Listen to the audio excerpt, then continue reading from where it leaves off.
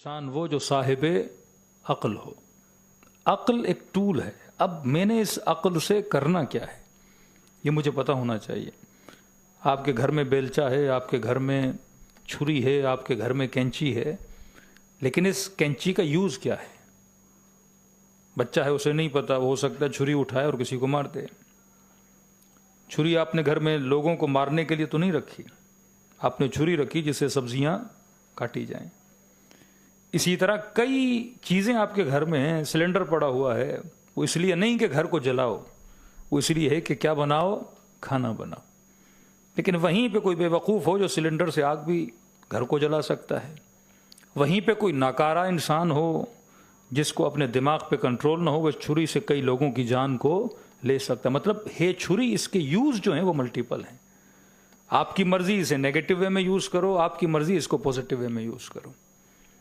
ایک ہی چیز ہے جو انسان کو بچا بھی سکتی ہے اور وہی چیز انسان کی قاتل بھی بن سکتی ہے.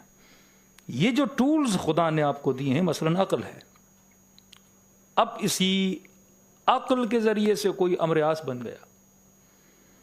آپ یہ تو نہیں بول سکتے کہ ان لوگوں کے پاس عقل نہیں تھی. یا دنیا کے بڑے سے بڑے پولیٹیشنز جو پوری کائنات کو ایک طرح سے رول کر رہے ہیں, یا آج جو نامی گرامی سپر پاور ہے, تو کیا ان کے پاس تھنک ٹینکس نہیں ہیں کہ ہم نے جنگ جیتنی کیسے ہے, ہم نے اگلی پارٹی کو انڈر پریشر لانا کیسے ہے, کون سی ٹیکنیکس یوز کرنی ہے؟ وہ کس چیز کو استعمال کر رہے ہیں؟ اسی عقل کو استعمال کر رہے ہیں. عقل اگر خادم خدا بن جائے تو انسان کو سلمان بنا دیتی ہے. عقل اگر خادم حسین بن جائے تو انسان کو حبیب ابن مظاہر بنا دیتی ہے. لیکن یہی عقل اگر شیطان کی خدمت میں لگ جائے تو کوئی فرعون بن جاتا ہے, کوئی نمرود بن جاتا ہے, کہ ہو سکتا ہے اپنے وقت کا بہترین اور سب سے بڑا چور بن جائے. کس چیز کے ذریعے سے؟ اسی عقل کے ذریعے سے. تو یہ اللہ کی بہت بڑی نعمت ہے. اگر آپ کے بچے کا دماغ بہت زیادہ شارپ ہے تو ایک طریقے سے یہ خطرناک بھی ہے, ایک طریقے سے اچھا بھی ہے. اگر آپ اس کو صحیح ٹریک پہ لگاؤ تو بہترین انجینئر بن سکتا ہے, بہترین ڈاکٹر بن سکتا ہے, دنیا کے لیے بہترین خدمت گزار بن سکتا ہے. لیکن اگر آپ نے اسے غلط ٹریک دیا, یہی بڑا ہو گیا کہ امیر المومنین کا جملہ بڑا عجیب ہے, فرماتے علم اگر شریف کو ملے تو اس کی شرافت بڑھتی ہے, اور یہی علم اگر کمینے کو ملے تو اس کی کمینگی بڑھ جاتی ہے. علم ٹول ہے نا, نالج ہے آپ کے پاس. اب کسی انسان کے پاس نالج آئی, وہ اسی نالج سے انسانیت کی خدمت کر رہا ہے. دوسرا انسان اسی نالج کے ذریعے سے انسانیت کو کیا کر رہا ہے؟ تباہ کر رہا ہے. ایک حافظ قرآن بننے کے بعد دنیا کو ہدایت دے رہا ہے. وہیں پہ دوسرا بندہ یشترون بآیات اللہ ثمنا قلیلا, وہ قرآن کو یاد کرنے کے بعد کبھی کفر کے فتوے, کبھی بدعت کے فتوے, کبھی اس مسلمان کو اس مسلمان سے لڑوا رہا ہے. کس چیز کے ذریعے سے؟ اسی قرآن کے ذریعے سے. تبھی مولا فرماتے ہیں یہ ظرف جس کے اندر علم جا رہا ہے, دیکھو ظرف شرافت ہے کہ نہیں ہے. اتنا سینس تو ہر کسی میں ہے. اگر گلاس میں نے پانی ڈالنا ہے تو پہلے گلاس کو کیا کرنا ہے؟ دھونا ہے. نجس گلاس میں پانی ڈالو گے تو پانی کیا ہو جائے گا؟ نجس ہو جائے گا. فرمایا یہ وجود تمہارا ظرف ہے. اب اس ظرف میں علم حلبے ڈال تو رہے ہو, لیکن ظرف نجس ہے یا پاک ہے؟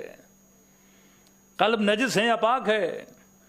حدیثوں کا انبار تو بھرتے جا رہے ہو, مجلسوں پہ مجلسیں تو سنتے جا رہے ہو, لیکن سوال ہے تمہارا ظرف پاک ہے کہ نہیں, شریف بھی ہو کہ نہیں, خالص بھی ہو کہ نہیں.